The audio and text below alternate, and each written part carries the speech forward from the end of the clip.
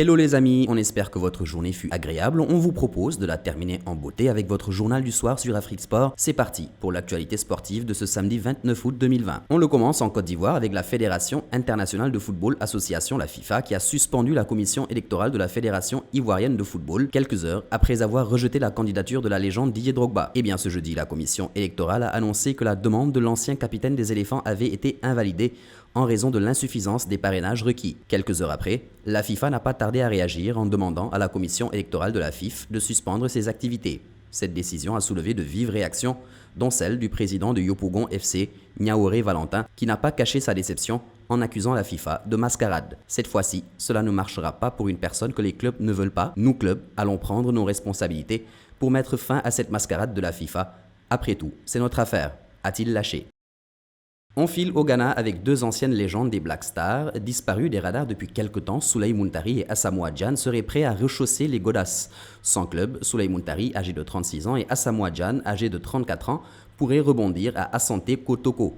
Les deux joueurs intéresseraient fortement le club ghanéen.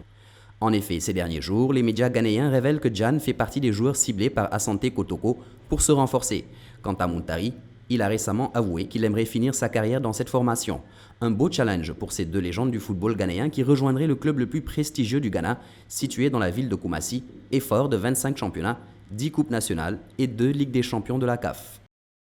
Partons en Algérie où le tribunal arbitral du sport, le TAS, a donné raison à l'USM d'Alger qui avait refusé de jouer le derby contre le Mouloudia Club d'Alger en début de saison au moment où le club disposait de 6 joueurs en sélection. Une décision qui ne change pas grand-chose pour l'USM Alger qui campe à la 9e place.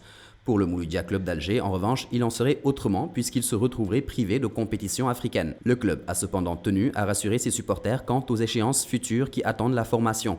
À ce propos, la direction rassure tous ses supporters sur le fait que l'équipe restera à la 2e place, qui lui permet de disputer la Ligue des champions africaine la saison prochaine, a annoncé le Mouloudia d'Alger vendredi dans un communiqué.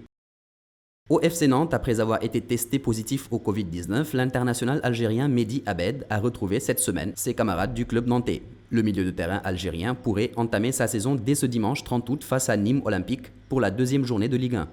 Une bonne nouvelle pour le coach des Canaries, Christian Gourcuff.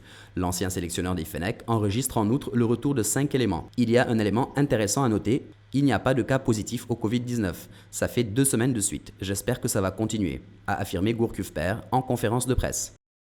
Fin de suspense dans le dossier Samuel Kalou à Bordeaux, si l'on se réfère aux propos de Gernot Rohr, sélectionneur des Super Eagles qui connaît donc bien l'ailier nigérian. Ce dernier devrait rester chez les Girondins après plusieurs rumeurs de départ. Il ne m'a pas parlé de départ, il est motivé à faire une bonne saison dans la lignée des promesses du début de la dernière. Au staff de voir, mais je pense qu'il a une carte à jouer dans ce 4-3-3 utilisé. La confiance va revenir, a assuré Gernot Rohr dans un entretien accordé ce samedi aux médias français Sud-Ouest. Au PSG, il pourrait y avoir un retournement de situation avec le franco-camerounais Loïc Mbesso. Celui-ci devrait poursuivre son aventure dans son club formateur. Une prolongation de son bail serait imminente. Sous contrat jusqu'en juin 2021, le franco-camerounais pourrait rempiler avec le PSG. Le journal L'Équipe informe que le directeur sportif Leonardo serait prêt à discuter avec le défenseur central de 19 ans pour l'extension de son bail. Le PSG voudrait jouer la carte de la sécurité, puisque le natif de Bonalea au Cameroun serait la cible de Middlesbrough en Championship, l'équivalent de la D2 anglaise, et de Majorque en D2 espagnol. La saison dernière, Loïc Mbesso a disputé une seule rencontre, en Ligue 1.